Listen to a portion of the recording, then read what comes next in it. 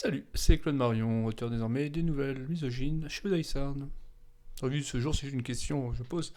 C'est peut-on aimer réellement Rimbaud si on n'est pas chrétien? Voilà, c'est vraiment une question comme ça qui paraît anodine mais qui est très très très très pertinente quoi. C'est le Rimbaud. Alors je sais pas si vous connaissez, mais il y a des gens, j'ai connu des mecs friands de poésie, qui n'aimaient pas Rimbaud, c'est-à-dire qu'ils le trouvaient inégal. Alors ça, le fait inégal, c'est-à-dire qu'en gros, il y a des chefs-d'œuvre, par exemple le bateau ivre, tout ça, et des choses moins des chefs-d'œuvre, plus anodines et tout ça. La vérité, c'est que Rimbaud a écrit que 4 ans, on va dire, ou peut-être 4 5 ans. Il a tout écrit entre 15 et 19 ans, quoi. Donc une œuvre complète avec d'un côté de la poésie en vers, donc il a très vite évolué. Hein. On parle d'une poésie très inspirée par avec Victor Hugo, puis par Baudelaire, puis ensuite par Verlaine pour arriver à son style dans les vers nouveaux et tout ça. Ensuite, il écrit Une saison d'enfer, donc un long poème en prose qui ressemble quasiment à un proto-roman pour moi. Pour moi, c'est une sorte de roman, Une saison d'enfer. Et les Illuminations, c'est des fragments poétiques en prose que je trouve absolument enfin, ça somptueux. Alors pareil, on peut dire c'est inégal. Dans les Illuminations, Génie, c'est un chef-d'œuvre, et puis il y a des choses plus anodines. Voilà. Mais après, bon, pour moi, le procès en inégalité chez Rimbaud est infondé, parce que c'est l'œuvre d'un gamin. Il a 15 ans, à la fin il a 19 ans, donc écrire tout ça en 4 ans, c'est déjà assez exceptionnel. Et après, la critique, c'est ça, c'est que certains friands de poésie vont trouver qu'il va être vulgaire ou scatophile. C'est en fait Rimbaud adore la parodie, le pastiche. Donc quand il est jeune, il parodie les poètes de son temps et tout ça. Et en fait, il va scinder. En fait, l'arrivée de Rimbaud, c'est quoi en poésie? Il va scinder la poésie en deux. En fait, le couple Rimbaud-Verlaine est un symbole de on va dire, cette scission que Rimbaud a créée dans la poésie. C'est en fait, il y a d'un côté la poésie parnassienne, c'est vraiment dans une forme de classicisme. Hein. Donc vraiment, on joue avec les mots pour faire de la musique et pour faire de beaux vers, de la beauté et tout ça. Donc ce qu'incarne totalement l'art poétique du premier Verlaine, hein, parce que Verlaine après a évolué bien sûr, mais Verlaine c'est ce qu'il fait, c'est de la poésie parnassienne, c'est très propre, ça respecte bien les règles, c'est jamais vulgaire, ça le devient après, je dis pas, il y a toute une carrière de Verlaine plus tard qui part un peu en couille, et donc il y a donc, la poésie, on va dire, parnassienne et classique, et l'arrivée de Rimbaud, à mon sens, c'est l'arrivée de la poésie métaphysique. C'est-à-dire que la poésie n'est plus qu'un simple jeu formel avec le langage, juste de la technique pour en foutre plein les yeux et faire de la musique, de jolies choses, ça devient un chemin de croix.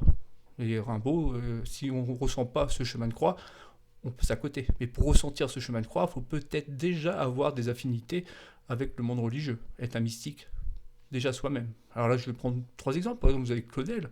Claudel qui a eu un choc en lisant les Illuminations de Rimbaud. Mais un choc, j'entends, religieux.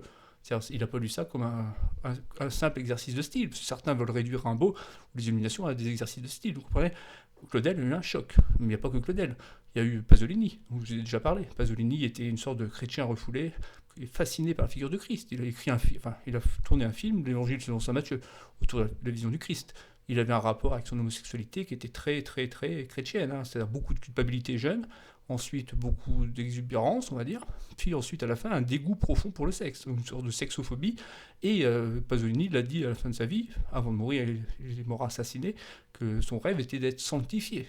Donc vous voyez, Claudel, Pasolini, tous rimbaldophiles à mort. Alors j'aime bien le terme rimbaldophiles, parce que pédophile, rimbaldophiile, ou pédorambaldien, des fois je dis, parce que quelque part on est fasciné par un gosse, quoi. Et il y a aussi Philippe Solers, un français plus récent. Il est mort un peu dans les différences la plus totale. Moi j'aime bien Philippe Solers. Une femme, c'est un très bon roman. Il a écrit Discours parfait aussi, des essais, tout ça. Même, bah, il parle énormément de Rimbaud dedans. Et Philippe Solers se définissait aussi comme catholique. Catholique, vraiment, église romaine et tout ça. Et vous voyez, donc on a affaire à 3 mystiques, et les 3 ne juraient que par Rimbaud. Ils étaient en haut de leur panthéon. Et moi je suis pareil. Rimbaud, pour moi, c'est l'écrivain parmi les écrivains. C'est je sacrifie tout, comme Nietzsche sacrifiait tout à Chopin à la fin en musique, moi je sacrifie tout pour Rimbaud en poésie.